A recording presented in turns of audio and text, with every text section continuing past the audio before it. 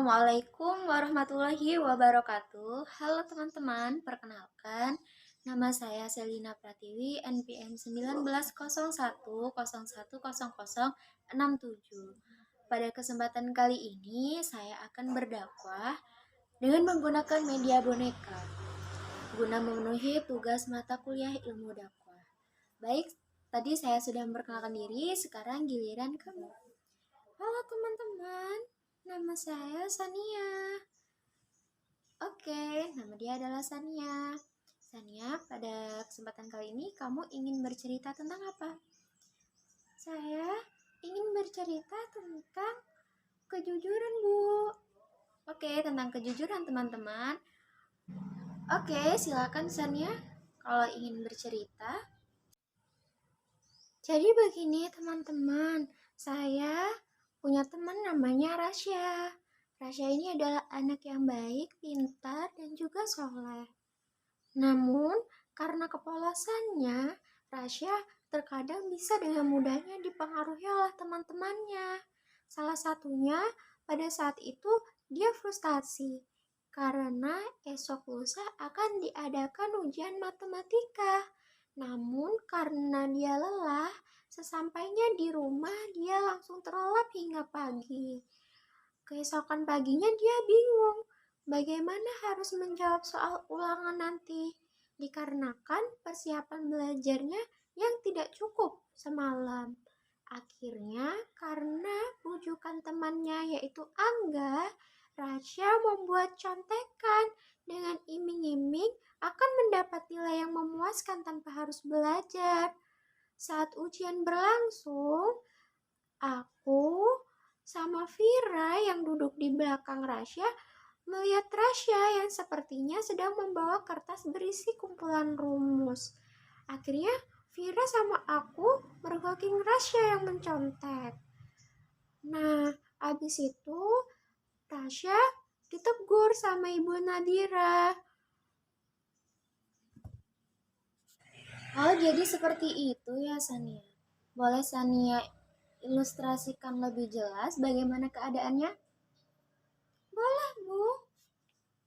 Baiklah, Sania akan mengilustrasikan lebih detail lagi gimana keadaan waktu Rasya dan Angga ini sedang mencontek di dalam kelas. Sania, semalam kamu udah belajar belum buat ulangan matematika? Aku udah belajar, Vira, tapi masih ada yang belum ngerti sih. Gimana kalau kita belajar bareng? Ayo, San.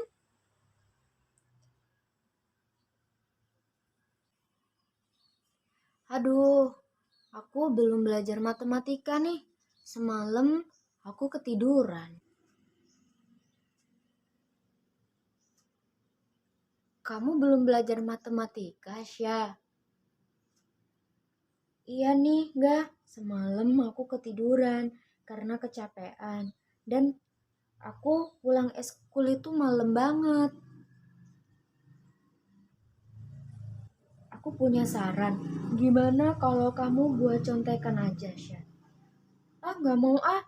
Aku takut. Itu kan perbuatan yang berdosa, nggak? Ayo, sekali aja. Kamu nyontek kan gak ada yang lihat. Tapi kan enggak. Allah itu kan maha mengetahui. Dan juga maha melihat. Loh, Syah, emangnya kamu mau dapat nilai jelek karena semalam gak belajar? Kalau ada cara instan dapetin nilai bagus, kenapa enggak? Ya udah deh. Tapi gimana caranya bikin contekan? Oh, gampang. Kamu kantongin aja rumus. Kalau ada yang nggak ngerti, gimana? Tanya aja Vira sama Sania. Kan mereka lagi belajar bareng. Nah teman-teman, setelah itu Bu Nadira datang di kelas. Bu Nadira menyuruh Angga untuk membagikan soalnya. Kemudian setelah itu kita semua mengerjakan soal teman-teman. Sania, sepertinya Rasya nyontek deh. Ah, ngaco kamu, mana mungkin Rasya nyontek, dia kan pinter. Tapi coba kamu lihat dulu kertas yang lagi dipegang di tangan kirinya. Apa dong? Ya udah, coba kamu tegur. Setelah itu, Rasya ditegur sama Vira. Tapi Rasya tidak mengakui kalau dia itu mencontek.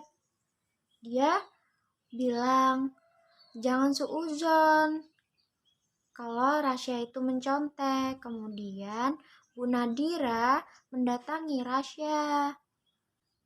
Rasya, ibu gak nyangka murid sepinter kamu mencontek. Tadi Vira dan Sania bilang kalau kamu membawa kertas yang berisi rumus itu. Bu, saya tadi malam pulang kemalaman, Bu. Jadi saya ketiduran dan tidak sempat belajar. Mohon maaf, Bu. Rasya, seharusnya kamu mengamalkan surat atau bayat 119. Hendaklah kalian bersama orang-orang yang jujur. Siapa yang membuat kamu menjadi seperti ini? Saya diiming-imingi, Bu, oleh Angga. Angga menyuruh saya untuk membuat contekan saja. Nah, seharusnya kamu tidak terpengaruh, Rasya. Jika kamu jika kamu ini dalam hatinya tidak mau mencontek, ya jangan terpengaruh. Baik, Bu, Rasya minta maaf. Nah, teman-teman, begitu ceritanya. Jadi, Rasya ini sebenarnya niatnya adalah baik, yaitu ingin mendapatkan nilai yang memuaskan. Katanya sih seperti itu, teman-teman, tapi cara dia salah dan temannya juga mempengaruhinya dengan cara yang salah. Oh, jadi ceritanya seperti itu, Sania. Iya, Bu. Baiklah, dari cerita kamu tadi, pengalaman kamu tadi, kamu bisa tidak mengambil hikmah apa yang dapat kita peroleh dari cerita tersebut? Banyak loh itu hikmahnya. Apa, Bu? Jadi, hikmah dari kisah ini, Sania, adalah Allah Subhanahu wa Ta'ala itu memerintahkan hambanya untuk selalu jujur kepada sesama maupun kepada dirinya sendiri. Nah, perintah untuk berlaku jujur itu tidak hanya ada di dalam Al-Quran, namun ada juga di dalam hadis. Allah Subhanahu wa Ta'ala itu mengatakan kebenaran, walaupun hal itu bertentangan dengan kepentingan dirinya sendiri. Allah Subhanahu wa Ta'ala juga memerintahkan untuk tidak mengkhianati orang lain atau bahkan menipu orang lain. Tidak hanya dalam perkataan saja, jelas dalam perbuatan juga. Allah itu menyuruh hambanya untuk jujur terhadap perbuatannya, baik untuk diri sendiri ataupun untuk orang lain. Begitu, Sania. Oh, jadi seperti itu ya, Bu? Iya, Sania. Jadi Allah itu juga memerintahkan hambanya untuk selalu bersama dengan orang-orang yang jujur. Dalam hadis disebutkan bahwa tinggalkanlah yang meragukanmu pada apa yang tidak meragukanmu. Sesungguhnya kejujuran lebih menenangkan jiwa, sedangkan dusta atau menipu itu akan menggelisahkan jiwa. Hadis riwayat Tirmizi.